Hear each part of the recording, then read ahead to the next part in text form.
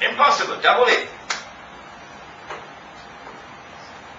But they have disregarded 8 ahadith in Sahih Bukhari, which we have recorded in this book for them. They're going to have to respond to this book. Secondly, they have disregarded something else. The Jews are back in the Holy Land. The Quran declares that it explains all things. And therefore the Quran must explain the return of the Jews to the Holy Land. What is that explanation? Come on, stop eating halwa and give me the explanation. They don't have it. They've disregarded a third thing. Some 50 years after the Hijrah, the Khalifa, I think he must have been Uthman radiallahu ta'ala, sent a delegation to go search for the barrier, the one built by Zulkarnain. The delegation traveled and they found the barrier in the Caucasus Mountains. And the delegation returned to Medina to report that the barrier was lying in ruins. The world of Islamic scholarship has disregarded all of this evidence. The world of Islamic scholarship is at its wit ends to try to explain the phenomenon of globalization, which is taking place in the world today. The explanation is Gog and Magog, but they cannot give that explanation because they're waiting for the son of Mary to come back. And only when the son of Mary comes back, only then will Gog and Magog be released. That's the predicament. How have I dealt with this hadith?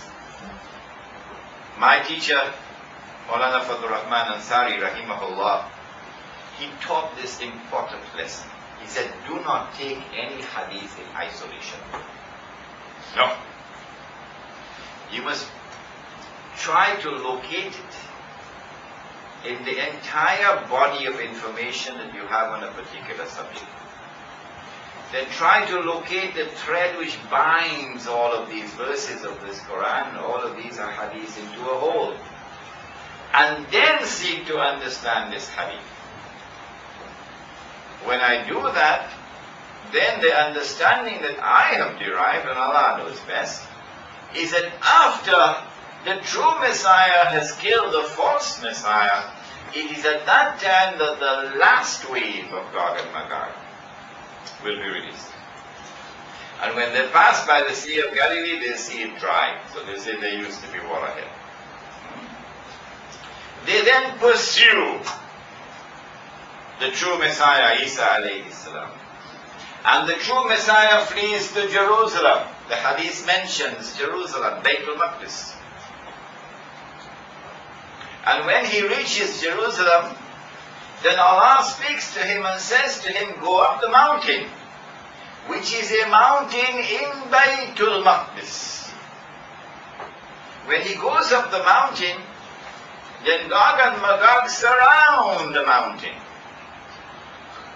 And they say, we have killed those who are on the earth. Now let us kill those who are in the heavens. And they shoot their arrows up into the sky. And Allah allows the arrows to come back down with blood on them. I can't explain that.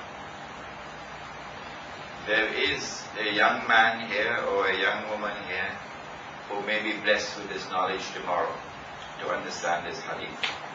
And you come and you stand on this platform and you teach this subject, and you then explain to the people what I am incapable of explaining now. Isa alayhi salam has the believers with him up the mountain, and they suffer terribly. Terrible suffering. One head of an ox on his wood is more valuable to them than the world and all it contains, because there's great hunger up there. Then Isa alayhi salam raises his hands and he prays to Allah to destroy Gog and Magog. If you're wearing blue jeans, listen to the answer now. Allah subhanahu wa ta'ala responds to that. Chairman wearing blue jeans? No. I refer to blue jeans because this is the most visible symbol of the global society, the emergence of globalization. That everybody in blue jeans, even grandma in blue jeans, the priest in blue jeans, the rabbi in blue jeans, sheikh in blue jeans, hijab on the top, blue jeans below and so on.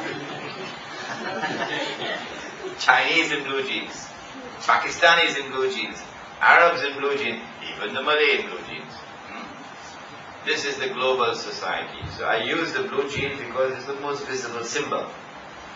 This blue jeans society is now going to be attacked. The Gog and Magog world. Isa alayhi salam prays to Allah to destroy Gog and Magog. What does Allah subhanahu wa ta'ala do? He sends a little insect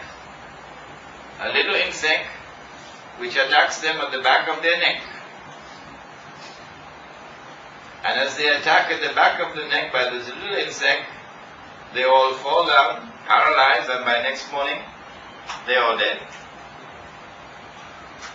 Strange, isn't it? And so many are dead, no one to bury the bodies, so the bodies begin to stink. That is the tomorrow that is coming. The earth filled with dead bodies. Wherever there are Gog and Magog on the face of the earth, they're going to be attacked by these insects. And they all fall down and die. I wonder why this happens. Did Allah subhanahu wa ta'ala not create a defense mechanism in the body with which the body can fight back? And at the heart of that defense mechanism, is there not an immune system? So it would look as though the immune system has collapsed. Gog and Magog's immune system have collapsed. And so a simple little insect bite and the body could not fight, could not defend itself. I wonder what causes the immune system to collapse. This is a detail I couldn't give you last night. Well, where does the immune system get its sustenance from? From a pharmacy? Oh no. The immune system gets its sustenance from food. Food, makan. And therefore food not only provides nutrition, but food also has a medicinal function to perform. Okay? So the great engineer, when he engineered the genetic composition of food, delivered food which could perform multi-dimensional functions. Okay? When Gog and Magog went into food, they said, we can do a better job than you did. So they now re-engineer the genetic composition of food, and then they deliver a new seed which can give a bigger crop. So you make more money. Every farmer in the world now wants the genetically re-engineered seeds because it's a bigger crop. I mean, you've done a better job than God did. You make more money as well. But as you eat the new genetically re-engineered food, if you don't believe me, go ahead and eat it. No, I'm going to stop you. As you eat the new genetically re-engineered food, and which is precisely what the supermarkets are selling, as you drink the milk from animals which have been injected with hormone injections, you don't believe me, go ahead and drink it. I'm not stopping you.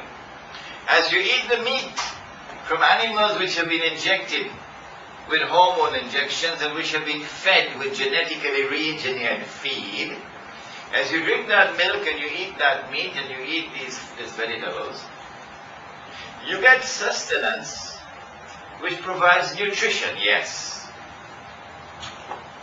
But can it function medicinally? No. Because you have disturbed the internal composition of the food. And as you eat this food, the immune system grows weaker and weaker. Now the body can no longer fight on its own. And so the doctors have to prescribe something called look at that, you've heard about it in Singapore. Look at that. Something called antibiotics. So that the body can be assisted. The antibiotics assist the body in fighting disease. But notice that as time passes by, the doctor has to be prescribing stronger and stronger antibiotics, and you're shaking your head. So you know what I'm talking about.